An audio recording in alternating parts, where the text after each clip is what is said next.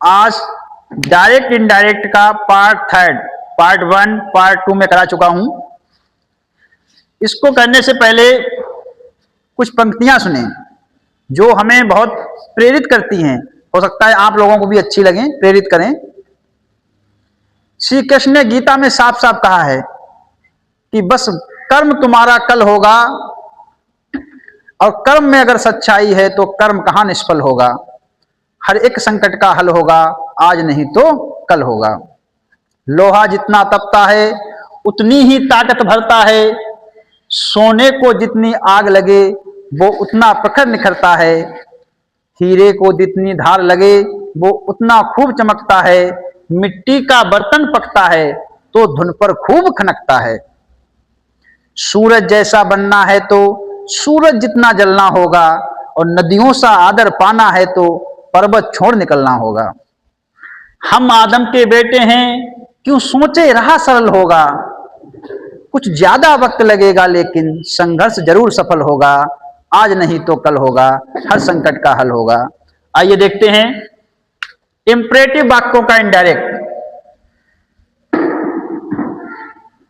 Imperative वाक्यों का indirect.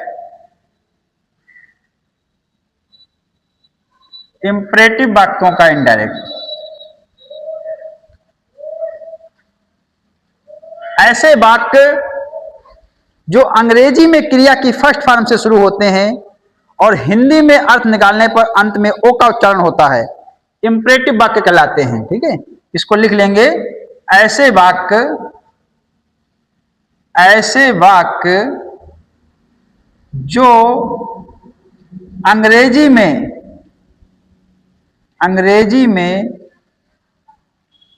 Verb की फर्स्ट फॉर्म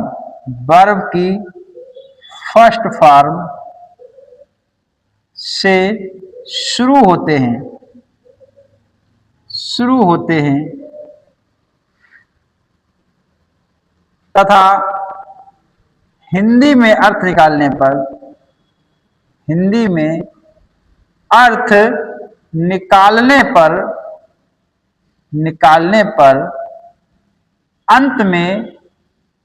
अंत में ओ का उच्चारण होता है। ओ का उच्चारण होता है।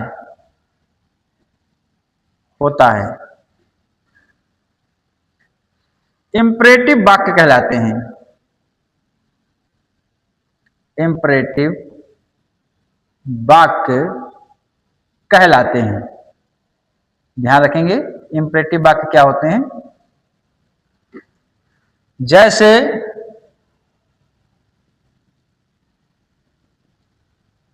जैसे मैंने लिखा ओपन द डोर। देखो बेटा, ओपन यानी वर्ब की फर्स्ट फॉर्म से शुरू हुआ है, और हिंदी में इसका अगर अर्थ निकालेंगे तो क्या होगा, दरवाजा खोलो।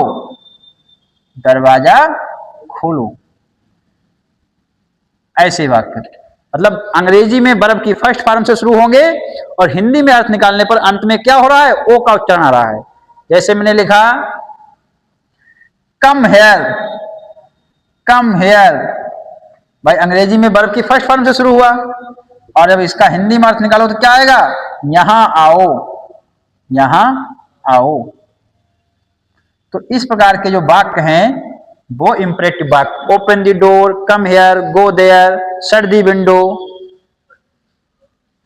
Do not go there. इसका मतलब नेगेटिव अगर देखें, नकारात्मक वाक्य, तो दरवाजा मत खोलो, जैसे do not open the door, do not open the door. इसका हिंदी अर्थ निकालें तो क्या होगा, दरवाजा मत खोलो।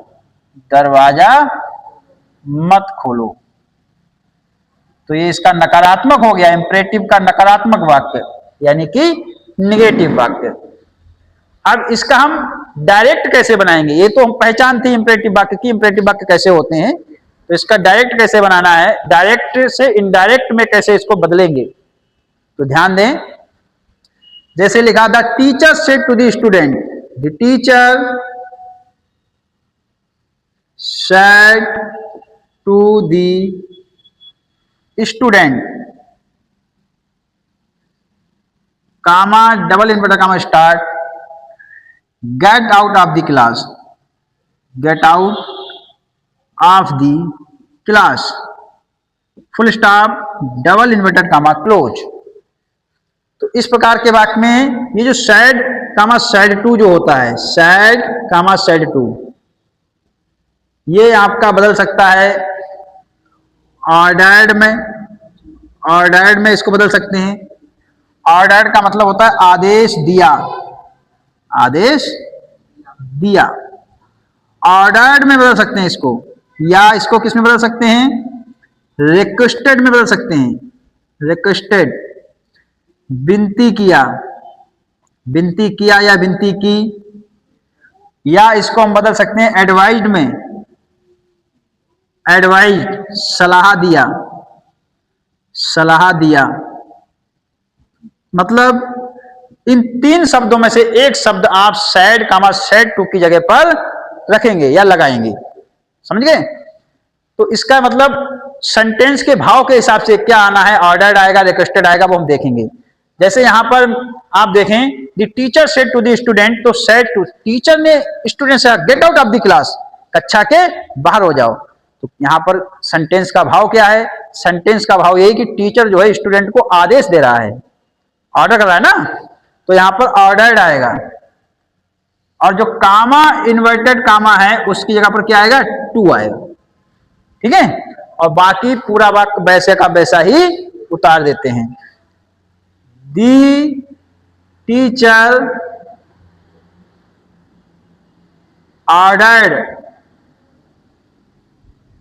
ऑर्डर्ड दी स्टूडेंट, कामा इन्वर्टेड कामा आएगा, क्या आ जाएगा बेटा, to.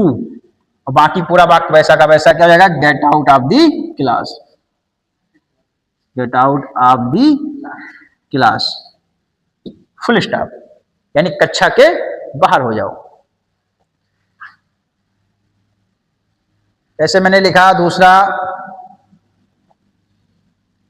The teacher said to the student comma double inverted comma start, do not make a noise, do not make a noise। मतलब ये भी इंपरेटिव वाक्य है लेकिन ये नकारात्मक है, तो इसका भी रूल लिख लेंगे। तो यहां पर भी आपका सैड हो या सैड टू हो, इसको हम ऑर्डर्ड या रिक्वेस्टेड या इसको एडवाइज्ड में चेंज करेंगे, इन तीनों में से एक लगाएंगे, ठीक है, एक शब्द लगाएंगे तीनों में से।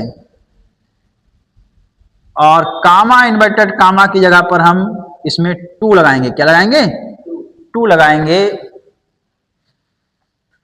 और नहीं, कामा इन्वर्टेड कामा की जगह पर कुछ भी नहीं लगाएंगे, कामा इन्वर्टेड कामा की जगह कुछ भी नहीं। जैसे टीचर ऑर्डर स्टूडेंट, और इसमें डू नॉट का कर देंगे नॉट टू, डू नॉट बराबर क्या हो जाएगा, नॉट टू कर देंगे, डू नॉट का नॉट टू कर देंगे। तो इसको ध्यान दें कैसे बनाएंगे, द टीचर, तो इसमें ऑर्डर्ड ही होगा भाई, टीचर तो बच्चों को ऑर्डर देगा ना, ऑर्डर्ड द स्टूडेंट। और आपका कामा इन्वर्टेड कामा कुछ लगाना ही नहीं है, और डू नॉट का क्या कर देंगे, not to make a noise, make a noise. The teacher ordered the student, teacher ने स्टूडेंट को आदेश दिया शोर ना मचाएं, समझ गए बेटा। इसी को अथवा करके इसी को बनाना चाहें, एक तरीका और है इसको बनाने का, तो तरीका क्या है कि जो सैड है आपका, सैड कामा सैड टू, इसकी जगह पर तुम फॉरवर्ड लिख सकते हो, क्या लिख सकते हो, फॉरवर्ड। और फॉरवर्ड का बेटा मतलब ही होता है मना किया, क्या मतलब होता है, मना किया। फॉरवर्ड का मतलब ही होता है मना किया। और इसमें कामा इन्वर्टेड कामा की जगह पर इसमें टू लगाओगे, और इसमें जो डू नॉट आया है, डू नॉट की जगह पर यहाँ पर कुछ भी ना लिखोगे, ठीक है, डू नॉट की जगह कुछ नहीं। तो इसी को हम अगर बनाए वाक्य को इसके इस रूल के हिसाब से तो कैसे बनेगा, द टीचर सेड टू का क्या हो जाएगा बेटा, नहीं सैड का सेड टू का क्या हो जाएगा, फॉरवर्ड। इस हिसाब से द टीचर फॉरवर्ड द